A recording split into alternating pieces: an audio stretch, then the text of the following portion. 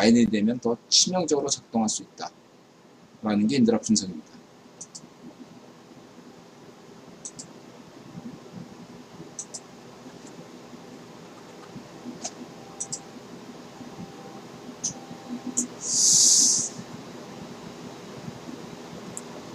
바이든 이 자만 왜 빨간색이냐. 버스 보시면 바이든 우편 투표에 목숨 거는 걸 알 수 있죠. 바이든 이메일 그렇죠. 이머징은 아니고 이메일 인터넷 이마켓 빨간색 우편 투표. 탕하오 기자의 뉴스 파헤치기 트럼프 승리할 수밖에 없는 9가지 이유. 님들아 이 기자 좋아해요. 님들아 이 기자 좋아하기 때문에 이 기자 얘기를 듣고서 더더욱더 어떤 국기본의 어떤 그림을 더 잘 이해하게 됐습니다. 꽃미남이셨군요. 중국 주 런던 대사가 지난주 이코노미스트 신장 관련 글에 대해서 항의했습니다.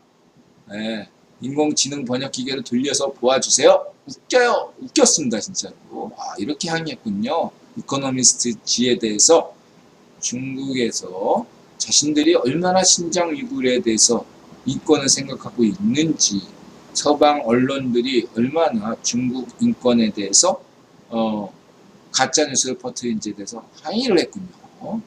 웃습니다.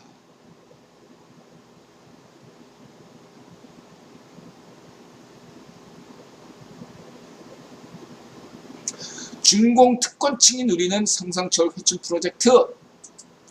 자, 여러분, 박정희 대통령의 의료보험 제도와 중공의 사회주의 의료제도 비교해 보시기 바랍니다.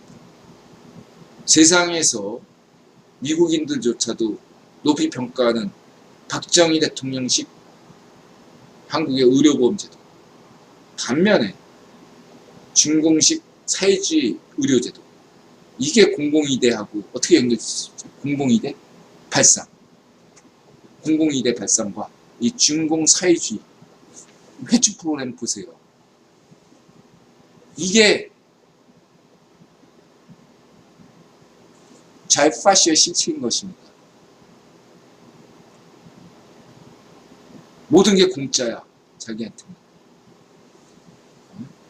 반쪽 일성 저리 가라네.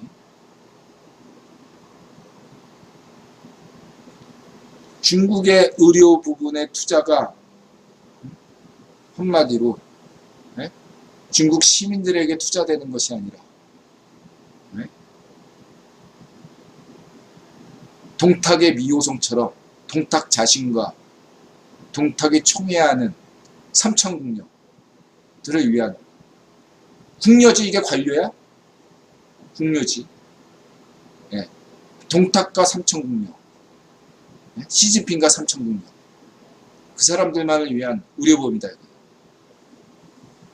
자, 한국의 노동주의자들, 노동협동주의자들, 난 자유파시 아니라고 얘기하는 사람들, 여전히 모택동식 사회주의를 얘기하는 사람들, 여기에 대해서 인들한테 답변을 달라는 거야. 이거 가짜뉴스입니까? 가짜뉴스라고 누가 얘기해줘. 이거를 고속도로를 뚫어버릴 수 있다. 자유파시어들에게, 학생운동권들에게, 간호사 노동주의자, 간호사 노조, 의료보험 노조, 이거 꼭 보라고 얘기하세요. 회춘 프로그램. 이게 당신들이 꿈꾸는 사회냐고.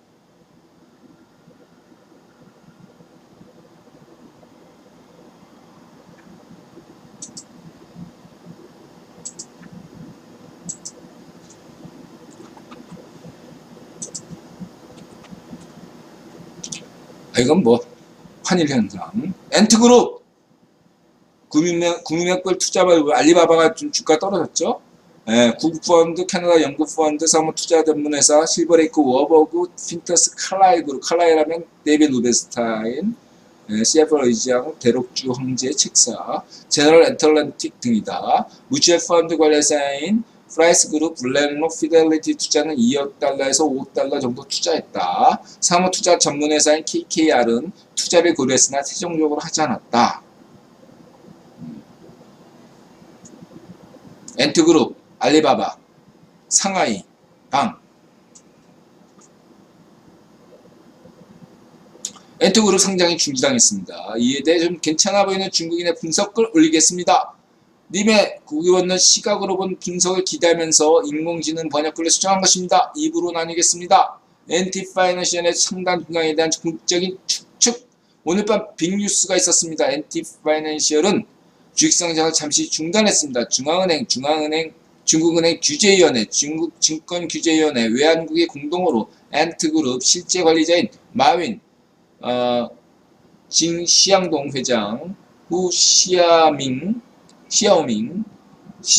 사장을 불러서 훈계를 했습니다. 불확실성이 없어진 셈입니다. 엔트의 다음 운명은 무엇입니까? 우리는 4가지 궁극적인 추측을 요약했습니다. 첫째, 게임이가 공경에 접어들고 게임의 논리 완전히 바뀌고 게임의 전체 평가 시스템이 바뀔 것이므로 상단을 중단하고 주가 및 기타 핵심 요소를 다시 사정해야 합니다. 방금 상하이 증권거래소는 엔트의 기와의 회사의 실제 관리자, 회장 및 총괄 관리자가 훈계를 받았고 또 핀테크 규제 환경에 중대한 변화가 있었기에 기사는 상장 요건 또는 정보 공개 요건을 충족하지 못했습니다. 그래서 상하이 증권거래소는 상장을 잠시 중단하기로 결정했습니다라는 통지를 보냈습니다. 여기에 집중해야 될 것은 금융규제 기구의 훈계가 아니라 규제 환경이 바뀌었다는 것입니다. 이 변경사항은 오늘 아침 공개된 온라인 소액 금융 사업 운영을 위한 잠정 조치에 반영되어 있습니다. 이는 수정이 필요한 초안이지만 조항은 완전하고 논리적입니다. 분명히 급하게 작성된 문서가 아님에도 불구하고 관련 당사자들은 초안을 도입하지 않았습니다. 그리고 지난주에 마인이 한 비정상적인 연설은 의심할 여지없이 이 장기 계획 문서의 공식 발표를 위한 기폭제였습니다. 이 문서와 관련하여 여기에 원문을 제공하지 않고 중요한 내용을 다음과 같이 번역하겠습니다. 엔트와 같은 온라인 소액 대출 금융회사는 원금 2위안만으로 다양한 금융레벨 지수법을 통해 100위안의 부채를 풀어 18%의 이자를 받을 수 있었습니다. 즉 초기에 2위안을 투자하면 1년에 18위안을 벌 수 있었습니다. 고수익 폭리사업이므로 엔트도 그에 걸맞게 고평가되었습니다. 이제 규칙이 변경되었는데 엔트는 100위안의 부채를 풀어서 18위안의 이윤을 얻으려면 16위안의 원금이 필요하게 됩니다. 엔트의 연간 수익률이 8배에서 2배 미만으로 떨어지게 된다는 것입니다. 이는 엔트가 고수익에서 보통 수익 사업으로 추락함을 의미합니다. 불가피한 불량 부채, 관리 비용 및 기타 예상치 못한 비용을 고려할 때 엔트는 더 이상 폭리사업이 아닙니다. 왕우닝의 퇴진과도 관련이 있다고 볼 수 있고, 지금 시진핑이 위기 이후 엄청나게 느끼고 있다고 보여집니다. 그럼 전체적인 구본론 관점에서 시진핑이 지금 일단 자본을 틀어 막아야 된다는 그러한 생각이 있습니다. 핀테크 하면 이 엔트 그룹 있죠. 2개죠. 2개의 축 중에 하나죠.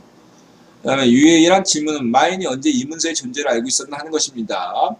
두 번째, 엔트의 비즈니스 모델이 넘사벽이 아닌지라 마인이 계속 독점을 유지하고 후발자를 차단하기 위해 적극적으로 규제를 유도하고 수용했다. 이것도 일리가 있고, 관련 규제 문서는 최근에 작성된 것이 절대 아닙니다. 심지어 1년 전일지도 모르지만 작성 과정에서 국내 인터넷 금융 대기업들은 전체 과정을 알고 참여했을 것입니다.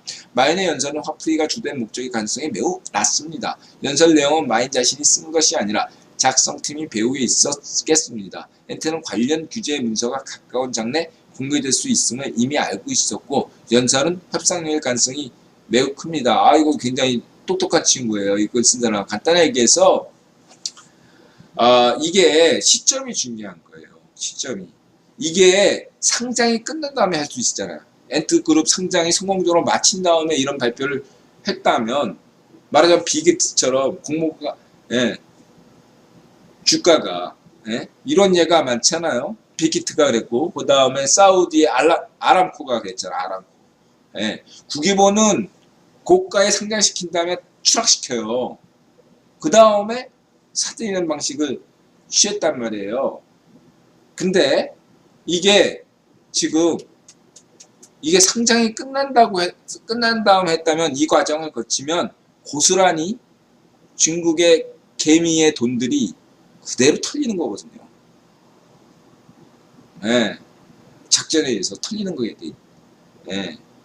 구분이 잘 쓰는 수법, 이거 헤지펀드들이 잘 쓰는 수법이 고평가 시켰다가 폭락시키는 건데, 그따 다시 끌어올리는 방식인데, 예. 이거를 상장이 끝나도 해도 된 걸, 예. 왜 지금 했냐 이거예요. 시점이 딱, 예.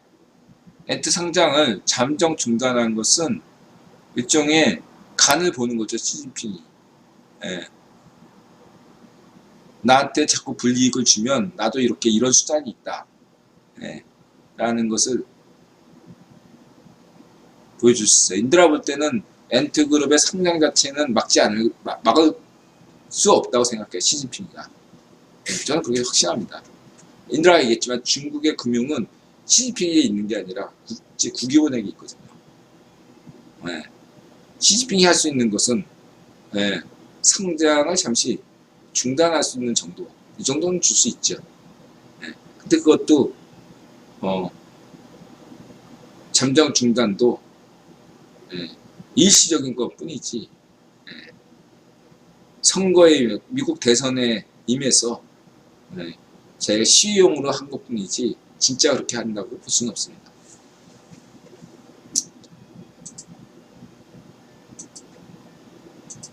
이 규제를 통해 개미는 원하는 것을 얻었습니다. 다음이 있습니다. 4개 부처의 공동규제를 통해 엔트는 금융기장 인증을 받았다. 앞으로는 엔트는 중앙기관 은행과 같은 중국 금융 시스템에서 일관되게 감독할 것입니다. 엔트는 더 이상 확인되지 않은 기술 대출 기관이 아닙니다. 개미는 당당하게 금융에 참여할 수 있습니다. 이코노미스트 같은 데서는 엔트 같은 핀테크 기업들이 기존의 중앙은행과, 예, 그 은행들의 관리를 받지 않기 때문에, 예, 생존 능력이 크다고 봤단 말이에요. 그렇죠? 예, 핀테크는 기존 은행 시스템과 다르다. 그래가지고 이제 이코노미스트 같은 경우는 지난번에 뉴스에 보나파트님이 소개해 준 것대로 한국의 시중은행이나 그런 것처럼 대출 규제가, 예, 그 코드가 있으니까 소상하게 중국의 금융 수준을 돌아가는 것을 파악이 가능했고 언제든지 돈줄을 막을 수 있었다. 그러나 핀테크는 중앙은행 통제를 받지 않기 때문에, 예, 더 위협적이다 라고 이코노미스트에서 얘기했잖아요. 근데 인드라가 얘기했잖아요. 이 엔트그룹이나 또 하나의 그룹은 알고 보면 거기 금융, 예, 대주주가 국유본이다. 예. 그리고 그 빈라덴이, 예, 싸움을 잘해서 수장이 된 게 아니라 그 스쿠크 같은 이슬람 채권 방식으로, 예, 돈 조달을 잘해서 그런 거다. 블랙머니를 잘 움직였기 때문이다. 오늘날로 치면은 뭐 암호화폐죠. 예. 근데 이제 그 스쿠크 같은 것들이 제일 먼저 그런 것들을 받아들인 나라가 영국이에요. 예. 그 스쿠크도 누가 그런 게 이슬람 주요 은행, 예? BCCI 같은 거 인드라가 소개했을 때도 보면 아시겠지만 얼굴만 담은 중동인인데 배경은 국유본인 그런 게 대부분이다 라고 할 수 있고요. 예. 그래서 이러한 것들은 이미 예정돼 있다. 그리고 인드라가 단적으로 얘기하잖아요. 네. 다음이건, 다음 카카오 다음이건, 네이버 금융이건, 그건 딱 국유본 지배하에 있다 이거예요. 은행의 그러한 시스템이 아니라 핀테크 역시도 암호화폐도 있고 국유본에 손아귀 있는 거지 바깥에 있는 게 아니다. 네. 근데 이러한 얘기가 새삼스럽게 지금 나왔다는 것은, 예, 뭐냐, 예, 국유본에서 중요한 건 자본 아니에요. 금융자본. 예, 금융자본들에게 시진핑 건들지 마라. 당신들에게 손해를 끼칠 수 있다. 물론 이게 국유본에게 큰 타격을 주는 건 아니지만 그런 시진핑의 나름대로의 한 수를 쓴 건데 잔꾀이기 때문에 마치 와우닝을 이선우 때 스가 따라하듯이 이선우 때 시킨 것처럼 잔꾀에 불과하다. 잔꾀에 불과하다. 알 수 있겠습니다. 막지 못한다. 마치 일본이 잃어버린 20년 시작했던 90년대 때 뭐 짠머리를 많이 굴렸거든요. 일본의 대장성 경제를 책임졌던 경제 관료들 짠거를 많이 돌렸는데 다 실패로 돌아갔잖아. 똑같아요. 당신들은 중국 맹꽁이 공산당 경제 관료들은 일본의 경험을 통해서 충분히 우리도 알고 있다라고 면밀히 검토해서 이런 것들이 나오는 건지 몰라도 일본 애들이 무식해서 당한 게 아니라 몰라서 당한 게 아니라 알고도 당하게 만드는 게 국유본이에요. 알고도 당하는 게. 개미들 알고도 당하잖아. 모르면서 당하지만 또 알고도 당하고. 당신들은 지금 알고도 당하는 길로 가고 있다. 일본 애들이 머저리가 아니다. 당신들도 스스로 천재라고 생각할지 몰라도 뛰는 놈이에 나는 놈이 있다. 국유본은 나는 놈이다. 니네들이 잘난 척한 대가를 치르는 거다. 니네는 지나치게 잘난 척한 거야. 등소평처럼 겸손하게 갔어야지. 시진핑이가 너무 해먹었고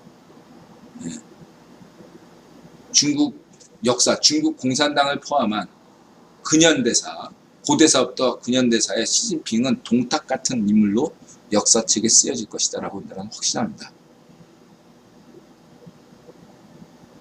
등소평이 일으킨 중국의 기적을 시진핑이 망쳤다.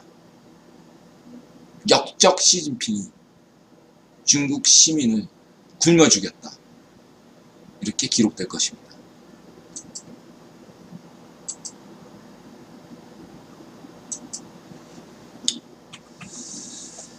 사다리 타기 뭐 이런 얘기를 하는데 일리가 있어요. 그것도 그거는데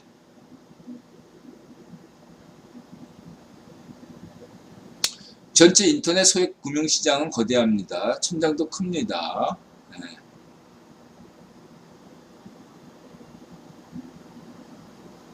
쭉 나오고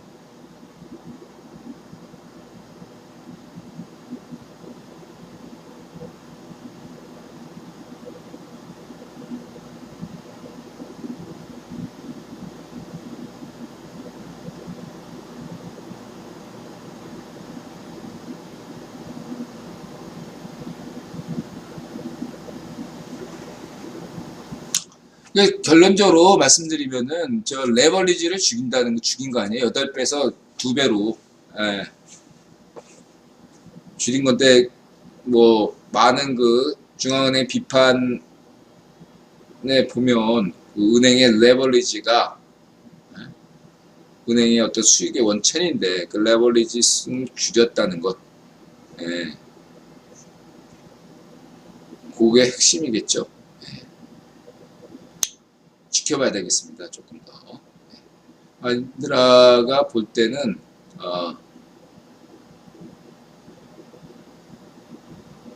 뭐라고 어떻게 비유하면 되겠나? 갑자기 생각이 안 나네.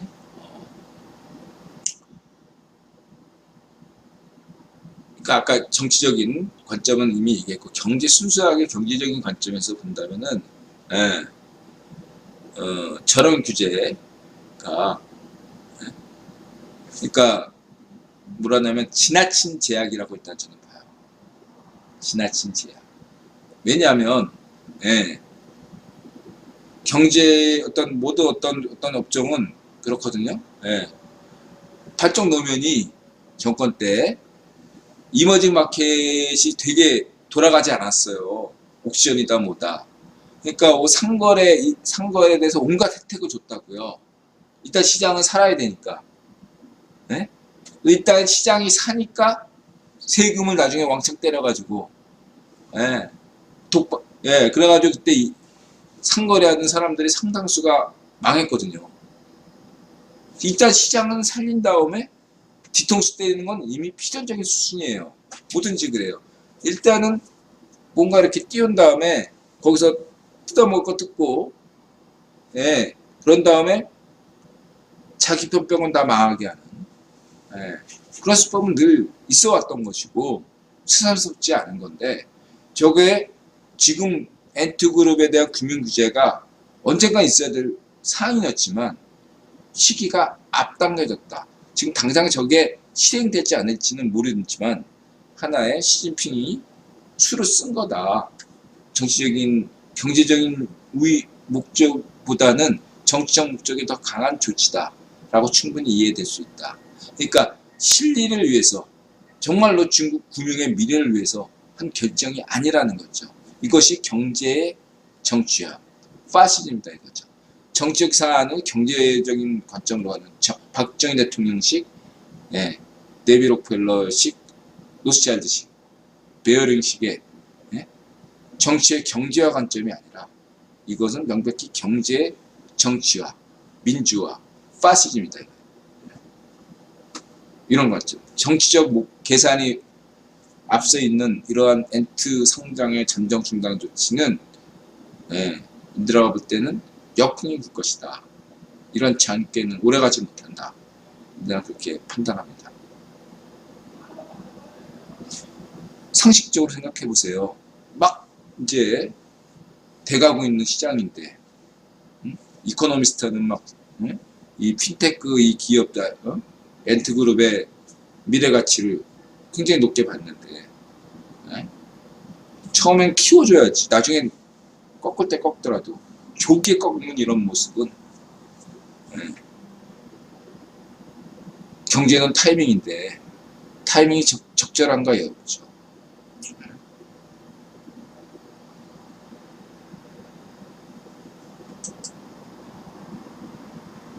한마디로 시진핑이 경제, 금융 부분에서 너 죽고 나 죽자 식의 자해를 한 셈이다 라고 할 수 있어요. 아니 자해한 건 아니지만 나 회복할 거야 뭐 이런 식인 거야. 응? 나 회복하면 나는 죽지만 너도 큰 피해를 봐 이런 식인 거야. 엔트그룹을 가지고서 말하자면 거기에 대해서 국유본이 어떻게 할 것 같습니까? 시진핑대로. 흥미롭겠네요. 진행 과정이 어떻게 될지 지켜보겠습니다.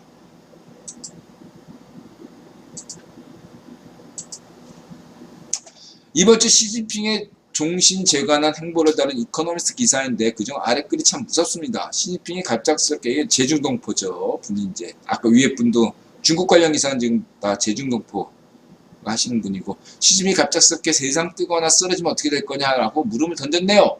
이미 전에 스탈린이 국군의 암살을 의심해서 유대인을 대량 학살했다고 하였습니다. 국군이 암살 떡밥을 뿌리면 시진핑도 스탈린처럼 의심되는 사람을 대량 추청할 수가 있겠습니다. 암살이 국군의 시나리오가 있긴 있나 봅니다. 가장 잘 알려지지 않은 것은 시진핑이 죽음이나 질병으로 갑자기 통치할 수 없게 된다면 누가 중국의 최고 지도자가 될 것인가입니다. 당내에는 분명한 승계선이 없습니다.